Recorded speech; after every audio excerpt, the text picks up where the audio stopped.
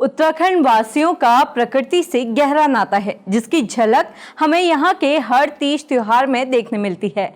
ऐसे तो अक्सर उत्तराखंड के लोग पेड़ पौधों, नदियों, फूलों, नौलों को देवतुल्य मानकर पूजते हैं, लेकिन इस सब के बीच उत्तराखंड में एक ऐसा त्योहार मनाया जाता है जिससे फसलों के बारे में पूर्वानुमान हो जाता है। जिस त्योहार के जरिए ये पता लगता है कि इस साल फसल कैसी और कितनी अच्छी होगी। हो सकता है आपने इस त्योहार के बारे में सुना हो, लेकिन क्या आप जानते हैं कि इस त्योहार का वैज्ञानिक महत्व क्या है? आज हम आपको उत्तराखंड के इस खास त्योहार के बारे में बताते हैं, तो बने रहिए हमारे साथ। आप देख रहे हैं खबर उत्तराखंड और मैं आपके साथ रक्षिता। दरअसल उत्तराखंड के इस खास त्योहार का नाम हरेला है। वैसे तो हरेला साल में 3 बार मनाया जाता है। पहला चैत मास में, दूसरा श्रावण मास में और तीसरा अश्विन मास में। हालांकि उत्तराखंड में श्रावण मास के हरेले को ज्यादा महत्व दिया जाता है। ऐसा इसलिए क्योंकि ये त्योहार शिव को समर्पित है और श्रावण का महीना शिव का पसंदीदा महीना है। गर्मियों के बाद जब सावन शुरू होता है तब हमारा सारा वातावरण हरियाली से भर जाता है। इसी लहलहाती हरियाली को बरकरार रखने के लिए हरेला मनाया जाता है। माना जाता है कि हरेला मनाने से घर में सुख, समृद्धि और शांति आती है। हरेले को अच्छी फसल का सूचक भी कहा जाता है।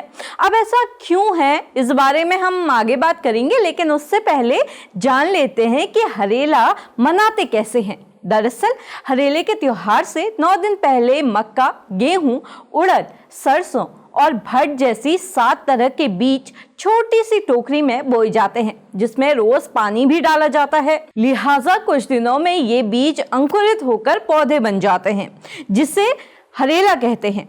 फिर इन पौधों को 10वें दिन काटकर घर के बुजुर्ग देवताओं को अर्पित कर परिवार के सदस्यों के कान और सर पर इनके तिनकों को रखकर आशीर्वाद देते हैं।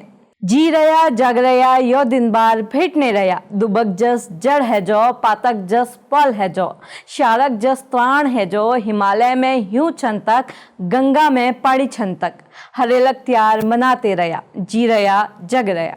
ये कोई मामूली पंक्तियां नहीं हैं, बल्कि इन पंक्तियों में हमारे घर के बुजुर्ग हमें आशीर्वाद देने के साथ ही हमारे पर्यावरण के लिए जागरूक होने और बार बार हरेले का त्योहार मनाते रहने के लिए कहते हैं। इन पंक्तियों का अर्थ है, तुम जीते रहो और जागरूक बने रहो। हरेले का ये दिन बार बार आता जाता रहे, तुम्हारा वंश परिवार धूप की तरह पनपता रहे, तुम्हें धरती जैसा विस्तार मिले, आकाश की तरह उच्चता प्राप्त हो, सिंह जैसी ताकत और शार जैसी बुद्धि मिले, हिमालय में बर्फ के रहने और गंगा जमुना में पानी के बहने तक हरेले का त्योहार मनाते रहो, तुम जीते रहो और जागरूक बने रहो।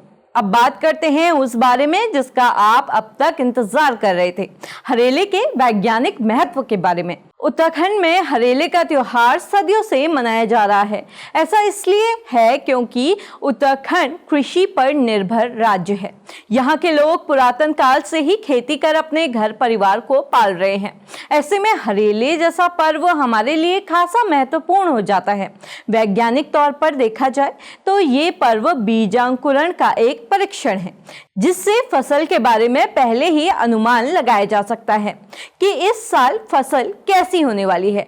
हरेले में जो मिक्स बीज बोए जाते हैं वो उत्तराखंड की मिश्रित खेती की पद्धति को दर्शाते हैं और उसका महत्व भी बताते हैं। माना जाता है कि हरेले में जितनी ज्यादा बालियां आती हैं उतनी ही फसल अच्छी होती है। उत्तराखंड में हरेला इतना महत्व रखता है कि अगर परिवार का कोई भी सदस्य घर से बाहर रहता है तो उसके पास हरेला डाक के माध्यम से आशीष के तौर पर भिजवाया जाता है।